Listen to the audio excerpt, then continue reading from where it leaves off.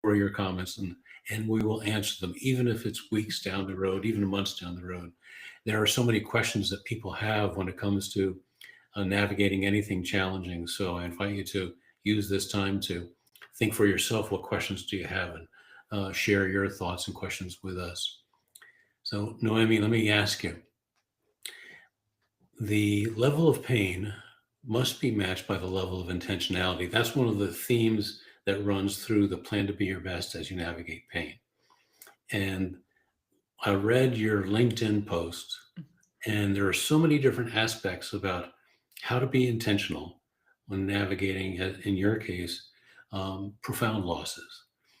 Uh, what does it mean to you to be intentional, especially looking back on all that you've experienced? That's brilliant. And thank you, first of all. Thank you so much for this interview today, Rick. I'm truly honored and blessed to be here. And it's a brilliant question and the deep one for sure. So for me, being intentional is especially when I had those hard times in 2019, when I lost my dad to cancer, lost my grandma to an accident, and going through losing my business as well. It was just really trying to be peace with myself and trying to be patient with myself, because I think that was really important. And trying to listen to myself, trying to listen to my intuition when it came to decisions in my life. And just being present for people in my life and listen to them intentionally, because I think this is one of the key points in our life that um, we just don't listen to each other carefully and deeply. And I just got to know from one of my friends, and today actually the National Listening Day, which I didn't know it was the day after Thanksgiving. So it's I think it's beautiful to do that, to be with peace with ourselves and being patient with ourselves and listen to ourselves and listen to other people deeply. The word grace comes to mind when you're listening to someone else, especially if it's active listening, you're extending Yeah. grace to them. When you listen to yourself, we listen to ourselves, we're extending grace to ourselves. That's actually the second one of the 8 paths of intentionality. Listen, there's something, as you know, called active listening, where Yeah. you're listening so well as opposed to thinking about what we're going to say after they stop talking. And yet there's that active listening to ourselves where we're stopping, we're in the moment, and we're listening so well that we might even be able to figure out what's not being said. So that's a wonderful way for us to begin in terms of that intentionality, that listening. You mentioned it in such a way that while some people talk about the fight of the journey, the fight of the pain, fighting and the grieving, I get the sense that you weren't fighting it. You were going with some kind of flow. Yeah, that's beautifully said, Rick, because the flow is kind of my thing. I read a lot about it and I try to live my life to be in the flow when it comes to business, when it comes to my personal life, relationships, to being in the flow. I think it's really important because I had those very sad days, very hard days when I just didn't have the strength to do anything. But for me, maybe it wasn't a good thing to do back then, but I always pushed through. I'm that kind of person, like pushing through things when I don't want to face reality and I don't want to face sadness or pain. And I think I'm not the only one who does that. But after a while, I realized that this is not the way um to do, and we have to give ourselves the grace to, if we feel to cry, we cry. If we are sad, to feel that sadness, to go with the flow of sadness and experience everything as comes to us and not fight it, because once we start to fight it, our life just become, I think it will become a disaster. And we can do that to ourselves if we want to live a happy and balanced life. I was thinking about it recently. I just celebrated the 50th anniversary of the knee injury with about 2 minutes to Mm, go in the last football game of my high school yeah. season. And the idea of going through those first three of the seven surgeries, I was fighting. I was Yeah. fighting everything about it, fighting the pain. So in a way, I was fighting reality, and there's no winning that fight. So it was through surgeries 4, 5, and 6. About 15 or so years later, I learned how to trade that fight for, if I was fighting anything, fighting forward, fighting for that flow, as Yeah. you say. The idea of how you discovered to do this is through your arts. Tell us about that. Yes, I was always an artistic type. We can say that, Rick. Growing up, I always loved painting, um, like DIY projects, whatever came to me, like jewelry making, anything, anything that was creative, played a very important part of my life. And then when I was expecting my son, that was 13 years ago, and I started to make my hand-sewn collages. Sorry, no, that was the time when I started to make my collages, and I was fascinated by it, like how you can use different materials to incorporate them on one piece of canvas, and what you can make out of it. But then what it really helped me with was the process of grieving and my anxiety, my stress, my trauma when my dad passed away in 2019. And it was a mist of pandemic when everything was locked down. And I started to make my hand-sewn collages on canvas that, if you're watching this and not listening to, but watching it, you can see behind me on the wall. These are a couple of pieces that I made, and these collages really help me to create a meditative space for me every single night, because that was in the middle of the COVID, middle of the pandemic. I didn't watch TV. I stopped watching TV, and I started to focus on my creating art. So every evening I put on my headphone, I was listening to an audiobook or a podcast while I was making these collages, by sewing them by hand. And it became a sacred space for me, a meditation routine for me every single evening. It really helped me to relax, calm down, breathe, and enjoy the journey of making art. That begs the question for all of us: what are the creative aspects within us? And when we're going through anything that's overwhelming, whatever it might be, whether it's physical pain, grieving a loss, or even if it's excessive stress, what is there about any of us that has a creative vein that can be part of helping us through that and discover how to be in the moment, how to be in the now? Just as pain of any kind happens in the now, so does resilience. And you have me thinking about, for example, writing is one of my, using the words. I'm quite a bit of a word nerd. I'll I'll write a lot. I'll express a lot of what I'm experiencing with the daily pain. And it occurred to me recently that even though I'm close to finishing the manuscript for the book, I'm never going to stop writing, because it's that creative outlet. It's a form, if you will, of using part of who we are. We are created beings, and so we're creating space and time as we journey through something that's very hard. Yes, and as you said, Rick, we all have the creative vein in us. We were born with it, but most of the time, society, our parents, our community, the school, kind of kills that kind of, the joy of creating something, of creating art, unfortunately. And I've seen that in my son's case as well, and it's sad, but we can still keep that alive, and it's never late to start anything. Right. And as you said, it can be writing, it can be collage making, it can be knitting, cooking, dancing, whatever lifts up your mood with whatever brings you joy. I remember, like, from my family, that my mom, who is now widow and was struggling obviously with grief, and went through a lot with my dad, because she was the main caregiver to him. And that was a very hard job, because I live thousands miles away from Hungary, where I was born and raised. And for her, and she was, sitting with him and looking after him, and she was knitting. An awful lot of knitting was going on, because that brought her peace. and somehow she could relax a little bit in the meantime. So yeah, it can be anything that brings you joy. It can be gardening, it can be walking, being out in nature. It just whatever brings you joy and calmness.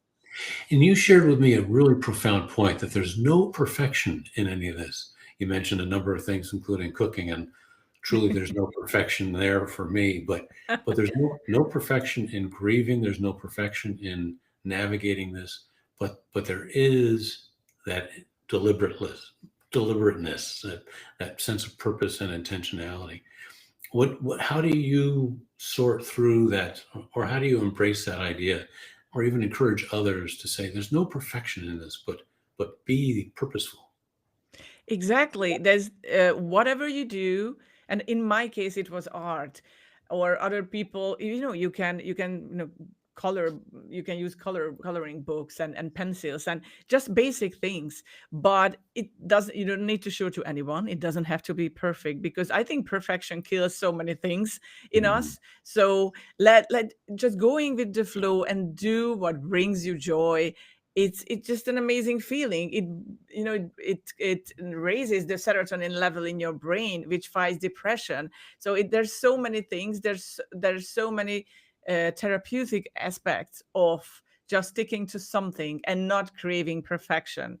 And it it's beautiful when you accept that okay, maybe my art or whatever I'm doing, it's a bit scary, because I put all those feelings and all those scary dark thoughts into my writing, or into, you can write like a song or anything, and maybe you don't show it to anyone, but it's a safe space to bring out your darkest feelings, instead of just showering everything, or putting everything into a cupboard or under the carpet, and then after a while it will harm you, and that's not good for your body or your soul.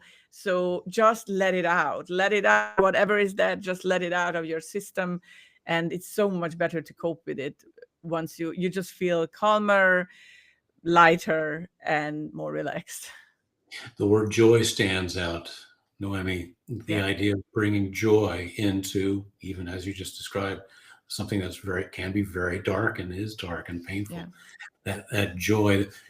Describe what joy is like for you. Joy is yeah, that's, oh my gosh, that's a that's a tricky question.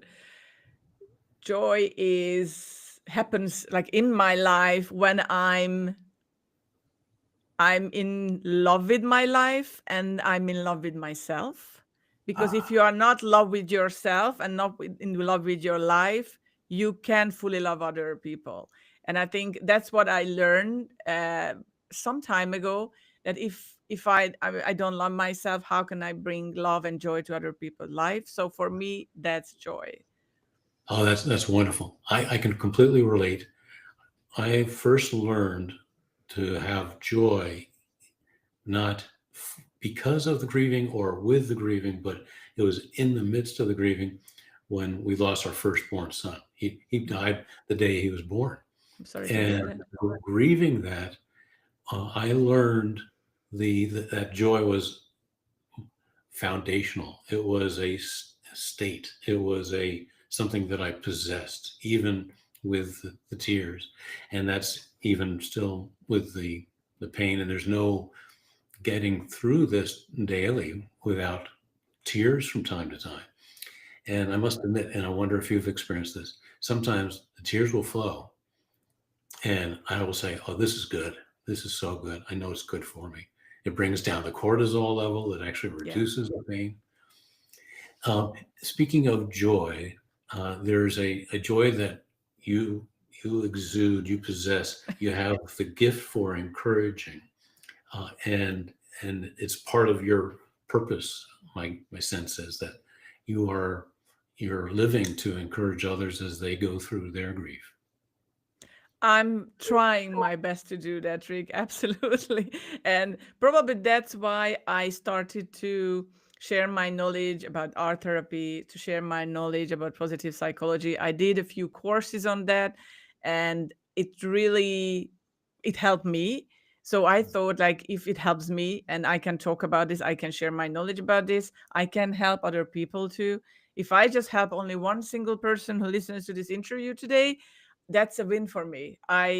This is not about money. This is not about, me becoming famous or anything. I would love to really help people, because when you are in a dark place, it's not a great place to be. And you need help, and there are so many people even living in relationships, in family, and nobody sees their suffering in silence and crying in the closet when they are alone.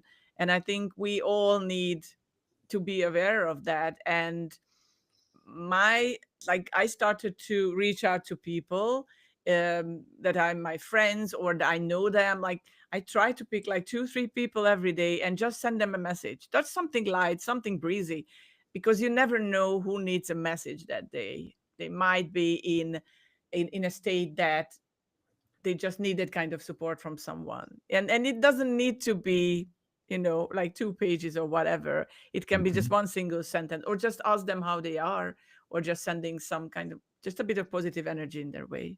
What a gift you are. We need more people like you, Thank you. Noemi. So true. So you also not only experienced the loss of your father, your grandmother, then there was the business too. Yeah. What happened there? Like for many other people in the world, in 2019, 2020 and the beginning of 2020, we had an online travel related business from 2007 up to 2020. And unfortunately, because of the pandemic, it was travel related. So it stopped from one day to another. So we Mhm. had to figure out to start something else. So we pivoted, and the pivot was starting our podcast booking agency, Podcast Connections, which Mhm. was a very interesting and steep learning curve, because I wasn't in the podcasting world before. I was always in the travel world. I was a travel writer, blogger. I was in social media marketing, online marketing. I loved it. And then from one day to another, you need to become a podcast booking agency owner. And it was a big shift. And it was a huge shift. It wasn't an easy one, but like, so many other things in life, it brought me so much joy and so many amazing people. Yeah. So there's a wonderful symmetry between basically your purpose to encourage others, but also making it possible to create, and I love the name Podcast Connections. It is about connecting people, connecting messages, getting more encouragement, encouraging stories out there, including your own. So, what have you learned through the years so far? It's been, I guess, what, 4 or 5 years now? the biggest I think the biggest thing that I learned, that you must add value to people's life in order to be successful in business. And at this point, I always give a shout out to my Go Giver community, my Go Giver family across the pond, because thanks to Bob Berg, I really live by and do business by the Go Giver way. And I think that's really important. When once we do that and everything comes back to tenfold. You help people, you support and serve people, and they are the most important thing in your life. And you don't look at your clients as numbers and paychecks, but you look at them as real humans, and that they need connection. You need to help their business. That's your goal. That's my focus. That Mhm. changes everything. And then you won't even struggle to get referrals, because once you have that kind of, um, uh, people will know that how you help them, and news travel fast in the podcasting world. Yeah. And then you get referrals and recommendations, and it's beautiful. But you need to serve people first. I've got so many questions for you still, but regarding Go Giver, how can people find out about that as well as even connect with you? Yes, you can visit our website, which is podcastconnections.co. That's for the podcast booking agency. Or you can always find me on LinkedIn. I'm very active. I love social media. I know a lot of people don't, but I do. And so you can find me there if you type my name in, Noémi Beres. Very, very good. Very good. Thank you. So, as we were talking, and with virtually everything you're sharing, there are aspects from the different 8 paths of intentionality. There's the listen part, There's the now part, being in the moment. There's the serve, the S in best, as in plan to be your best, stands for serve. And then there's also, you're so encouraging, and that you're positive, and encourages is one of the 8 paths of intentionality. What other ways are you intentional? Was there a certain aspect of being intentional that means the most to you? Right now, I discovered a new way to be intentional, and that's my silent thinking sessions to serve people even better. I h- it was really interesting because I got feedback from people and even strangers that I got on a call on a Zoom, that after the conversation they told me that, oh, I love your positive energy. You have some kind of aura around you that it really just helps me to feel good about myself. And that that started me to think. And also I went on a hiking trip in first time ever in my life in the US, in the beautiful North Carolina. And I really discovered the power of silence. And that really, when I got back to Cyprus, I knew that, okay, I always wanted to reach something in my life, a focus. That's something that's my legacy. And what I'm building now with the silent thinking sessions, I think that's going to be my legacy. I want to help as many people as possible to start scheduling thinking into their calendars, because there's so much noise. There's so much um, noise around us that we don't even have time to think. And I think if we start, I can help people to do that in silence, being present, providing them a non-judgmental place and space. I think that would be wonderful for so many people to learn that and even do it by themselves at home. We're naturally, and even as societies, we are in this go, go, go mode all the time. Yes. How do you help someone to put on the brakes, slow down, and get into that place, in that state where the silence can fill perhaps what might feel like a void? First, they need to realize they need that kind of silence, because I was that go go go, push it through person most of my life since my university years. And being an entrepreneur, you are always on the go. You are always busy, and even if you are half dead and tired, you're just in front of your computer and you just keep pushing through. But then I realized, I don't need that. Like, why am I doing that? Like, what's the purpose? Is that any good for me? It took a toll on my health, on my physical, on my mental, on my emotional health. Why do I need that? So if someone gets to that stage that this is unbearable, I can't do it anymore. There we have like 60, 70, 80,000 thoughts per day. And it's so much going on in our head that if we can do that, it's not about clearing our mind. So it's about it's because it's just be yourself, just time for you to be with yourself again and with your thoughts again, and in a quiet silent space. It's so important. And if I can show that to people, that how powerful it can be, I think it can be a game changer for so many people. Oh, it is very much a game changer. The idea, and maybe some of you may have just seen my reacting. This is what I get dozens of times a day since the 7th surgery. I get these waves, or usually blasts of pain. And like any kind of pain, even grief, excessive stress can do this as well. It hijacks our focus, saps our energy, and certainly frustrates our hopes. So that's why the 3 steps of resilience is, to your point, such an important part of the plan to be your best approach. To tune in, first step, acknowledge and validate what's going on, understand what's needed. And in the plan is the second step, to make a quick review of what are my options, what are my needs in the moment, and then be your best. Choose one and then follow through on it.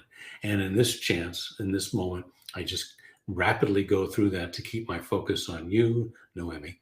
That's what I need to do Yes. in this moment, to not fight the pain, but to and not to be overwhelmed by it.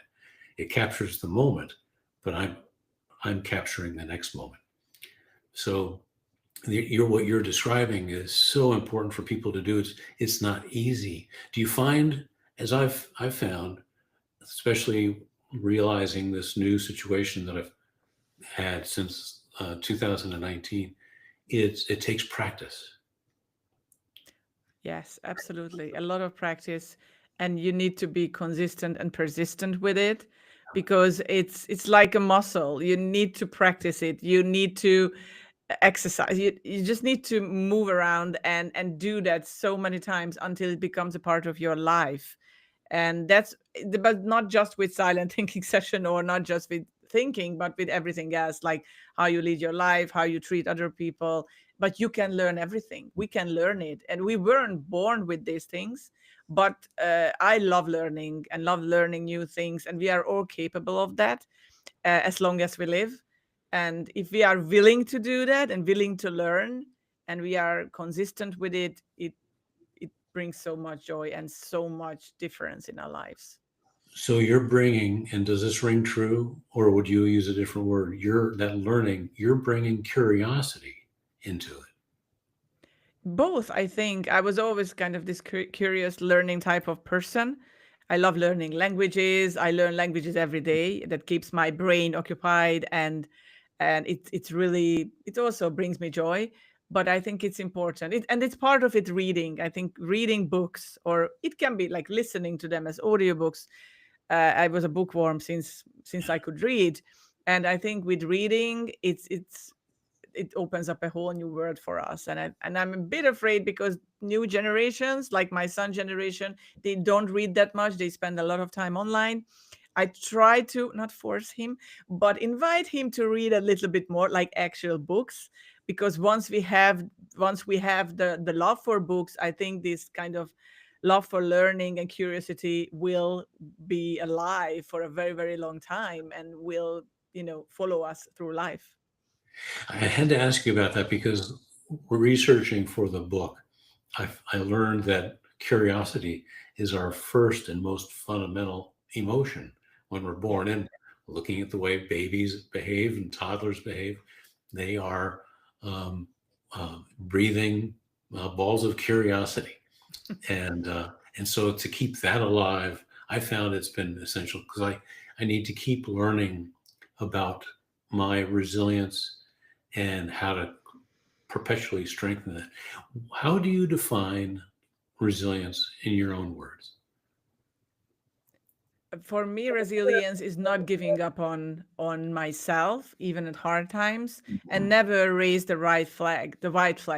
Because I was on a podcast, and it was really interesting when I got that question, that you never thought about raise the white flag. It's like, no, no, it's kind of resilience is my second nature. And maybe that also comes from my origin, that I'm from Central Eastern Europe, and growing up in that kind of environment is a bit different than living, like, growing up in a Western culture. You really need to stay resilient, because not everything was offered on a silver plate when you were born.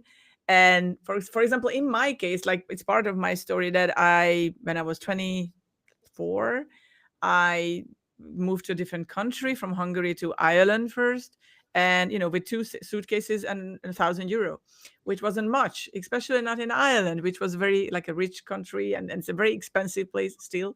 And so you need to learn to be resilient, whatever came to my life, to continue with it, and just being curious about that new culture, but also try to be, uh, being resilient in my life. And that's what I did when I discovered this new place and a new country to live. And also, being resilient for me is taking small steps in my life. And if you do everything in small portions, it's so much easier, when it comes to relationships, when it comes to business, and just taking our time when we need that. I think it's really important, not rushing through things, and trusting also that whatever happens in our life, healing will come slowly and gently. So as I'm listening to you, you've used words such as, and the latest one is discover. You discovered. You've talked about learning. We've talked Yeah, about curiosity. And what you just reflected there is a wonderful confidence in your resilience. And it seems, is this fair to say that you've learned the most, you discovered the most, and you've fed that confidence through the most challenging times of your life? absolutely. And I think we are all the same when it comes to that. Like I learned so much about myself, through my relatives' passings, by losing a business. If it didn't happen, maybe I could have been in a different place right now. But it really helped me to change myself, to learn so many things about myself, and to discover more things about my life and about my personality. So whatever horrible things happening in our life, it always teaches us a lesson in some way. One thing that stands out is, and I've seen this since 2002, I've been caring and coaching people who are in pain in Yeah. one form or another. And there's especially those who are dealing with physical pain, long term, impact, chronic pain. There's a sense of losing yourself. But to your point, if you go through it with a lot of intentionality, with a lot of purpose, you find yourself. And you, if I understand you correctly, that's been part of your journey. You've discovered yourself. Yeah, absolutely. Absolutely. Especially after my 40th birthday, it was kind of like a turning point in my life 6 years ago, that I could really feel that something is changing in me, changing around me. And the way I look at the world and the world perceive me, it's so different than, for example, in my 30s or in my 20s. And I think we all have all these seasons in our lives, Mhm. and and it's fascinating to see that, like, how we are changing, how the way we think is changing. It's brilliant. What are you sensing with the way that you're approaching helping other people? You're encouraging other people. What are you seeing people experience? Are there common threads, common themes that you're seeing in what others are experiencing today? That's a really interesting question, Rick. And for me, it's like, whatever happens or whatever way people treat you, treat them in kindness, because there's Yeah. a huge difference between not just being nice and being kind. And I read that so much about that. And being kind, it's really helping others and being there for them, because they can be angry with you or they can be upset with you for maybe for no reason, but and you don't know what's going on in their lives. So just being kind, I think just showing kindness in the world could make such a huge difference if we would practice that every day, more intentionally, every single day. Like you wake up and, okay, let's do this. Let's be more, let's spread more kindness in the world, because that's what we need right now. Thank you for that. Deb Creer said the very same thing. We were having a conversation regarding uh, her reflecting on her life and being Yeah, a three-time cancer survivor. yeah, The be kind. That's one of the things that she learned. Is sort of like coming back to the basics. yeah, She even described her experience with such as you are, that there's joy in the mix, that there's goodness that comes out of the adversity if it's done with a healthy degree of intentionality. There's going to be everything from both sides of suffering. There's the painful part of suffering, yeah. but then there's the other definition of suffering, which means to allow. And there we go back to that idea of what are we fighting, um, and and so there's more kindness. Um, as you reflect on going back to that thought, finding yourself more, what are some of the other qualities that you've seen evolve, strengthen, grow in you that are the best parts of you? Oh my gosh, that's a deep question, and I love it.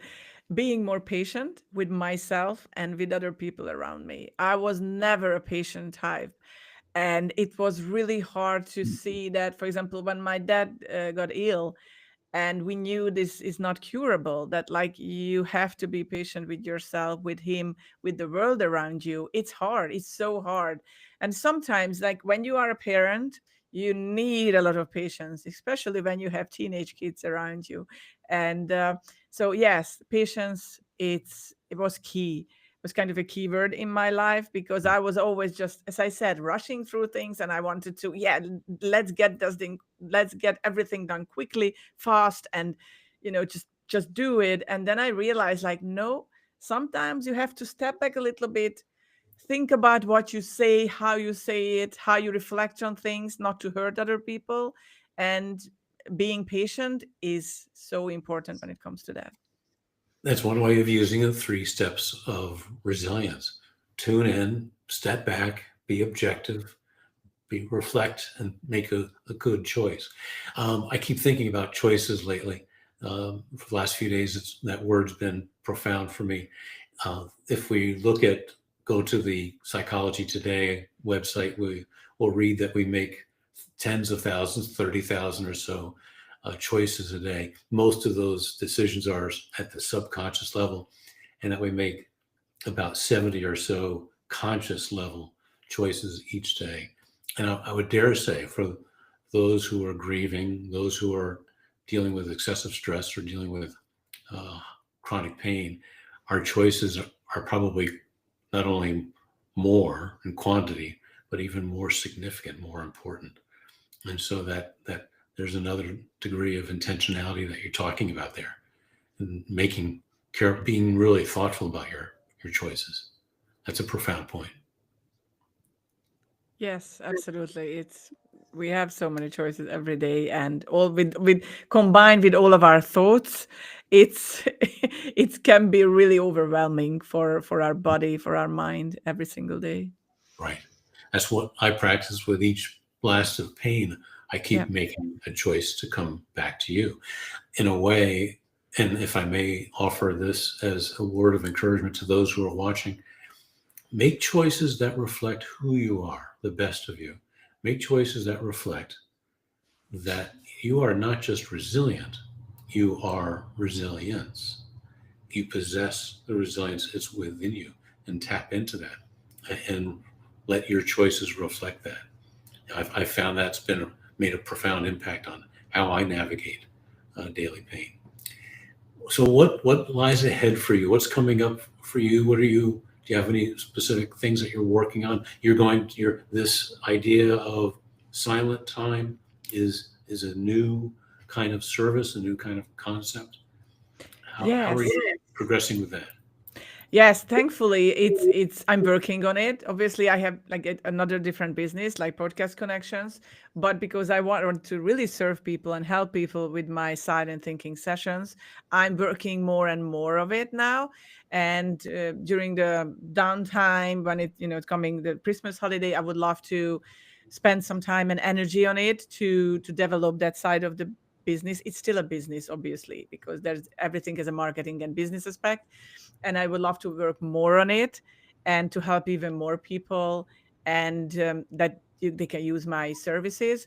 And I also have an ASMR style reading podcast. They're just solo episodes. Well, I read my friends' books who are authors, and they gave me permission to do that.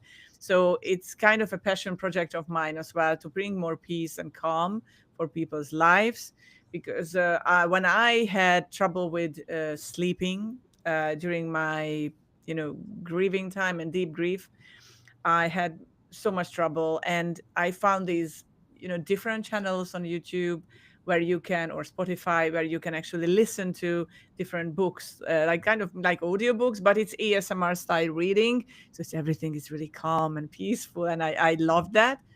And I realized that I love reading books aloud to my son while he was small, but now he's not interested in that. So how can I do that? I love reading.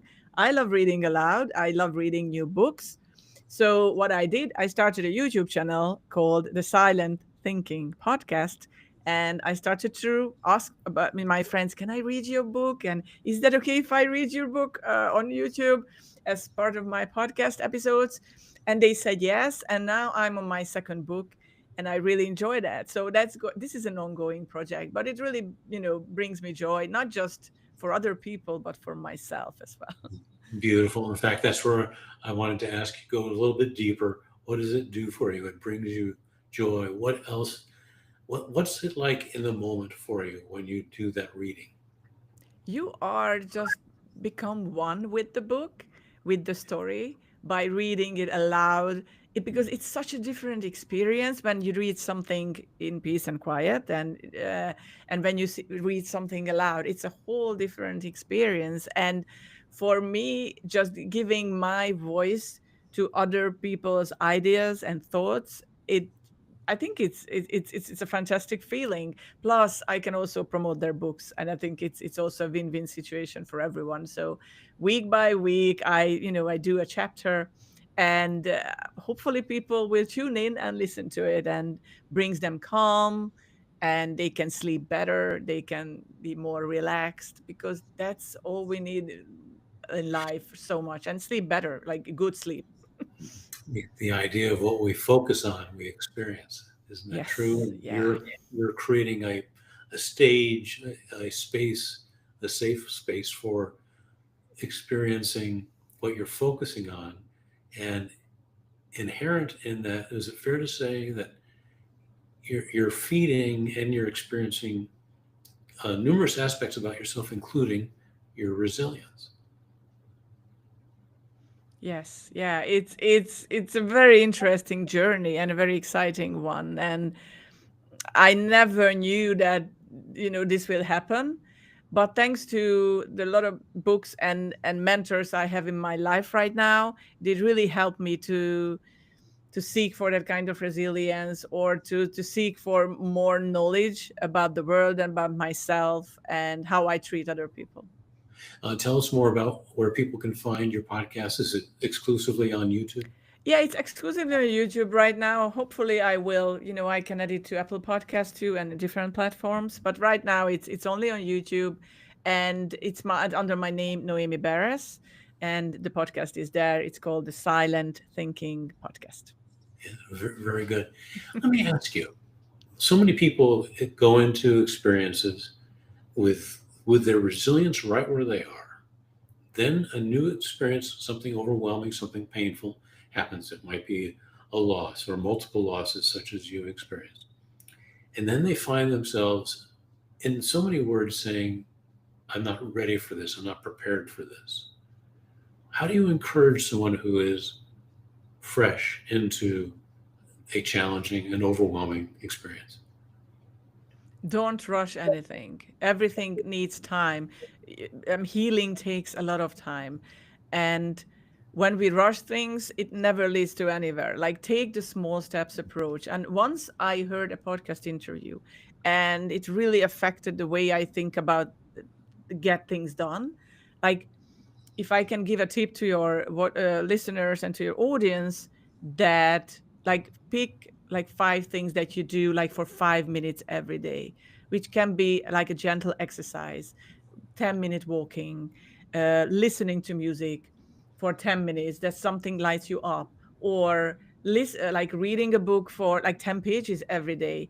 Just pick like tiny things, small things, and do it daily, but try to be consistent and just keep going with it. And that's my motto. And I think it's so important. Just keep doing it and never give up, but taking everything in small portion and small steps. Because once you're overwhelmed and you want to do something life changing and big, it, it doesn't help you. So take the small steps approach, and it will bring you peace, more peace, even if you're grieving or if you are in pain. But it takes time, and be patient with yourself. There's so much wisdom in that, Noemi. There's this profound, urgent, pining, desperate um, need, especially when something is overwhelming. There is this urgency. And so, what you're describing is basically look at that, and basically, the solution or a healthy alternative is to do the exact opposite. Yeah, there's no quick fixes, and I think that's the problem with when we are grieving, or I have like people with PTSD, anxiety, stress, trauma, and I've seen that before, that everybody wants to jump in and fix things for them, and you can do that. It's not your place. You can give space for them, you can provide them with a positive energy and be present for them, maybe sit with them. If somebody is grieving, they don't necessarily need your advice about anything, but just be with them, just being present with someone, with another human close to them. I think it's mean more than anything else, and it's so important. It really is that presence and that active listening, not needing to think of the right thing to say. Yeah. It's not necessary. That presence says it all. Very good. And there's so many people who are dealing with a tremendous amount of stress. They're grieving, feeling stuck, even if it's because of the stress. There are 50 million people in the U.S. who live with chronic pain. I think that 20% of the population figure probably maps across the Yeah. whole world as well. Are there certain types of people that you're hoping to connect with? For example, those who are experiencing grief, such as you have, and if I may, is it fair to say that the grieving doesn't necessarily end, but how you navigate it, where it lives in you, changes? Yeah, definitely it changes. Absolutely. Yeah, and you go through different stages while you do that. And also, I heard from like different grief coaches, there are 40 different type of grief that you can experience in your life. But going back to your questions, what type of people, like basically anyone who struggles, and especially if they under a lot of stress, anxiety, trauma, or grieving for some reason, I would love to help them. And especially if you're an entrepreneur, business owner, a CEO, I mean, there's so much thing going on for them in their lives, like on a business level, on a personal level.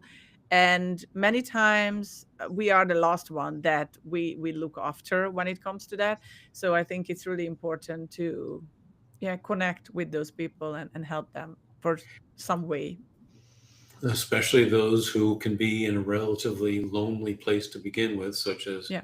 the top executives. They need a different kind of team for navigating what's overwhelming for them right now. And Yeah, you're absolutely. you're providing that. Yeah. Wonderful. And sometimes what I realized that I had a chat with a psychologist about this, that talk therapy is a brilliant way to solve your problems and the work on your trauma, but not for everyone. And he agreed with me. He told me, it's like, yeah, you're absolutely right. Like talk therapy is fine, but not every single case can work. If you have PTSD, like severe PTSD, talking about your trauma all the time and relive those moments, it doesn't always help. So that's when, for example, a science thinking session come to uh, can help into to cope with whatever is going on in your life and with your problems, not just to talk through, but being present for someone who suffers in silence. I think that's also a wonderful piece of wisdom. Part of the work that's gone into the book is to take a look at, all right, not a prescriptive way of strengthening resilience, but a whole person approach to the extent of looking at the entire life. Everything that we've experienced in the past has contributed to what anyone's resilience looks like right now. But even take a current look as well as a future look at what resilience looks like moving forward is such a healthy way. So you're describing that whole person approach too. Yes, yeah, yeah. We try to, help people, and when our brains get rarely get a break, I mean, we need that downtime. We need that peace and quiet in our lives. It's so needed. What are some of the toughest questions people have asked you? Oh, okay. And like you mean in business, in personal life, or Very, very good. Actually, let's do both. For example, people will have said to me, and I share this often over some decades now, when they're truly overwhelmed. I heard it a lot through COVID as well. I don't know who I am anymore, and I don't know what to do about it because they've lost this sense of identity, what they had been doing and what their identity was tied to. They didn't have that anymore, and that can create it can really dramatically disrupt their sense of self. So that's a very challenging question. Yeah. The good news there's a solution to that. But are there other questions or challenges that people have shared with you that are uniquely, let's put it, uniquely potent? Yes, I like it's about childhood trauma. Like I have a lot of friends who are still working and they are in their, in their 40s, 50s, and they still can't cope with childhood trauma and generational trauma, and it's tough because they were raised in different households. Some of them were maybe in a very nice environment, but the parents they were never seen feel they start again. So they weren't seen, feel, heard, or valued during their lives and as kids. So they grew and they didn't feel love from their parents, although they tried their best, but they Mhm. never got that kind of attention from the parents. Mhm. Or they were living in, a single mom, and that is a way. And I've seen these people in their 40s and 50s, and they're still struggling, and they don't know what to do and how to cope with this, even if they are going through therapy. And it, I've seen they suffer so much because of that, just Mhm. not being seen, heard, valued in their lives. Mhm. And they still struggling, and it's been like what, like 30, 40 years gone. And sometimes I just look at them and how we can help, or how we can help those people, maybe just by sitting with them and listening to them and going through all those thoughts in their heads, because it's not an easy place to be, because nothing is perfect. Maybe our parents tried their best, but that was the best they could do at that time and age.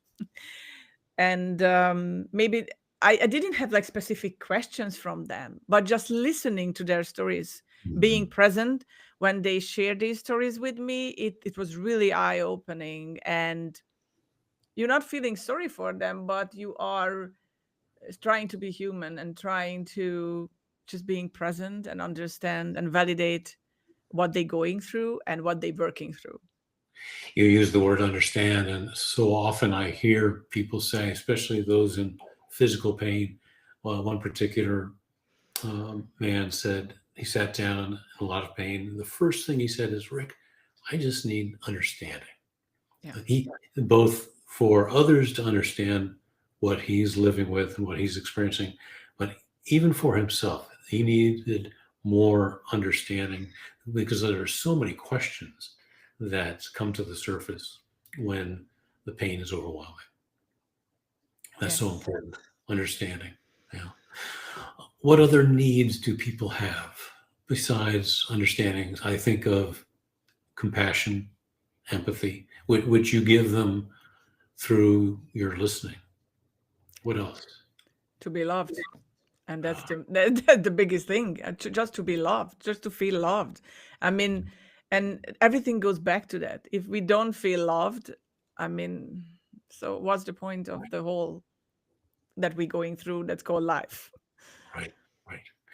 How has your love evolved over the past 10 years with all between the losses, the grieving? How would you describe what your love journey is? And the reason I ask is because some of the work that I've been doing over the past year and a half has been to heal some trauma that I experienced through between the injury and the first three surgeries. I was in my teens, and I found that by uh, revisiting it and actually bringing more love into it, I was able to love for myself, but it's also to love others more. Um, I found that love is in enhancing and strengthening my love is one of the most fundamental ways for me to navigate the daily pain. How has your love evolved? First, you need to love yourself like deeply and very hard. And we talked about this, like self-love. It's part of the journey. So first you need to learn that part, and then just giving love, trying to give more love to more people every single day. And it can be just a kind word, it's just a nice gesture, or just smile at someone that who needs that smile that day. Like maybe someone is passing you and just say a good morning and a smile, and it can brighten up other people's day, and that's a form of love. So if you show more love, you will get more love. And that's how things works, and that's how the universe works. It's like giving it. Just if we could do that every day and everyone could do that, world would be a better place. Just showing more love, you get so much more love in return. I remember hearing the idea that everyone's carrying around this invisible sign. They're holding it in front of them. They walk into work, they walk into a store, and there's something written on that sign. It might be, make me feel important, or it might be, show me some love. Everyone is holding a sign with perhaps a number of messages like that. Absolutely. And it makes such a huge difference in people's lives, and you don't even imagine that. Like it can make someone's day, like when you start with a smile, or just to being gentle and kind.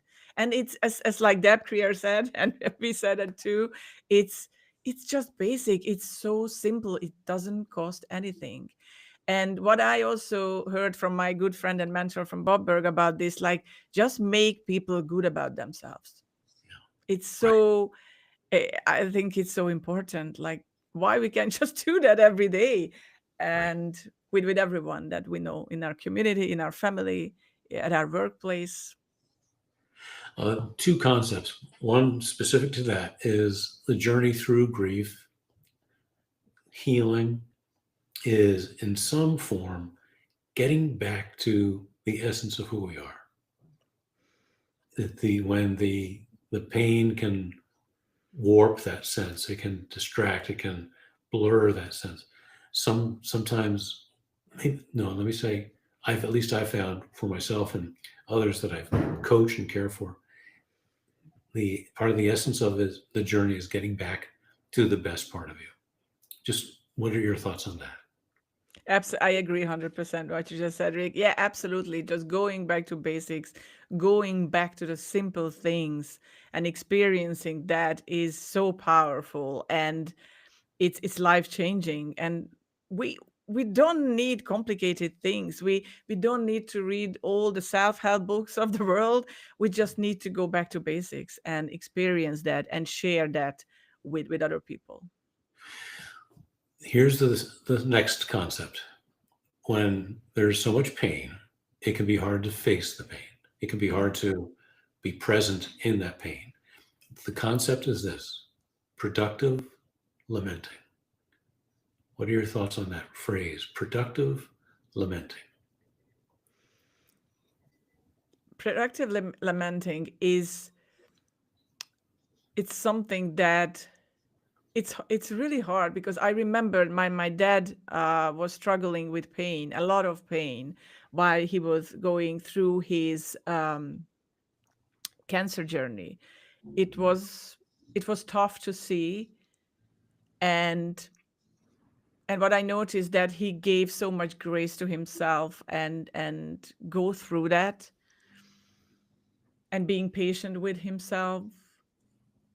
And it's not easy, it was so tough on him. He was a big guy, he was always with a huge heart, and being so kind with everyone. But pain and sickness, illness, really changes your personality, and it's not easy to be yourself. So yeah, just trying to, yeah, being patient with yourself when you are experiencing this, and as we mentioned, just trying to go with the flow. But it's easier said than done. And I saw that, and I experienced that from him, that it's yeah, we can tell things when you are in deep pain, and your mind and your body can't really focus on anything else.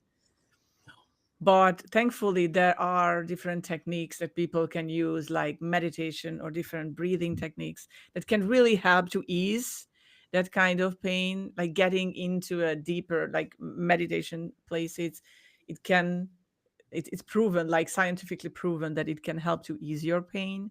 So there are different aspects that we can try, and maybe just to be surrounded with people that love ourselves, like family, friends, close friends, or even pets, like animals, and they are like family, so they can also help to ease our pain at our worst hours. Thank you for that, Noemi, because I'm always, this is my seeking to learn more from you and my curiosity. I've written about productive lamenting, and it's a matter of to lament. It's okay to lament. It's okay to Yeah, grieve. It's important to do those things. It's when I'm in the pit, for example, after a day of dozens of these, I usually will be in the pit for a bit, yeah, but I'm not there just sitting there. I'm actually being productive. I am making choices. I'm yeah, bringing to it some of the things that you just described, and I dare say you've helped even me just add to what I'm bringing to it. One of the best things that I can bring to those low points, those dark points, is a long-term perspective, because mm, there is that urgency, that pining in the moment. But if I bring a long-term perspective, it helps dissolve that. It helps, if I'm thinking in terms of not just now, but well, how this fits into time. That gives me the ability to say, even with the pain, this is all part of my amazing life story, and my best days are ahead of me. Um, so I I'm always eager to hear what others have said, and so thank you for your perspective on that. That helps me. it's my pleasure. It's my pleasure. And I remember that my dad always had these long-term plans, even when he suffered the most, like writing his lists and thinking about the future. And I was like watching that, like how strong he could be, that doing that even amidst of so much pain. And yeah, he was my hero, because like who else can do that? You need so much strength to do that. And yeah, it was amazing to see that. So I think we'll conclude on this. You mentioned strength, because in the throes of grieving and the throes of pain, we can feel exhausted, and and yet we have strengths. And so it's really a question of where do we get the energy to let those strengths um, be the resilience that takes us through the tough times and keeps us moving forward. What do you do to create new positive energy to move forward? I think it's all about mindset. It's all about how you look at things. It's really important to try to get into that kind of higher vibrational energy that really helps you to cope whatever life throws at you. Because you are if you're always focusing on the bad, the negative things, and you can't even see that it can be a positive outcome, then the outcome will be negative, like if you're always focused on those things. So just trying to keep up and keep this high energy vibe, I think, is so important. Whatever you do in life, business, trying to focus on some fun things in your life. And I remember that so much, because we mentioned Deb Creer during our interview, because she's a client of mine and I really love her. She's an amazing person, and she also go through her cancer journey. And I'm member of one of her Facebook groups, and she said it's like laughing, like being happy, laughing at things, and watching, for example, just funny things, like for 10 minutes every morning. It can really bring your serotonin level up and start your day in a better mood, at a higher energy level, because laugh, it's like the smile and laughing is a form of medicine. And she did that in the midst of her worst cancer journey, and that gives me hope that, like, she lived all through that, and she's helping people now. And I think this is amazing that, like, yeah, like we need to laugh more. We need to watch some funny silly things more, or read funny things, or watching a stand-up comedian on Netflix or on YouTube, because it might be just okay, whatever, like not always about the serious things, but laugh really is medicine. And it's proven, it helps. You have such a gift for encouraging, Noemi. Thank you so much. And so we'll conclude on this. Perhaps I might summarize and add to this anything that you might add. The choices that you make, if you're navigating any kind of pain, what you focus on is what you experience. And so in the mix, make good choices, make time, be intentional, so that you can find time to focus on things that help you move forward and help you remember that your best is greater than the pain. How might you add to that? Beautifully said. It's like almost nothing to add to that. Just this one more thing: just keep going, whatever happens, just keep going. That's my motto in life. I love that. I love that. Thank you, Noemi. Thank you so much. I encourage those of you to contact Noemi, and I'll include the contact information below and on my website, rickcram.com. Let me take this chance to invite you to take a look at Take Heart, which is the first and third Sunday at 3 o'clock Eastern every afternoon. It's a time to gather and to support each other, to experience taking heart, and to encouraging each other. And there are other resources that you can find there as well. Noemi, thank you so much. I wish you a very happy set of holidays and good luck with all of that you're doing. I'd like to say that I'm a holder of hope for you with everything that you're doing, especially encouraging others who need it most. Thank you. Thank you so much, Rick. It was an absolute pleasure and honor to be here. Thank you. My honor, my privilege, to be sure. Thank you.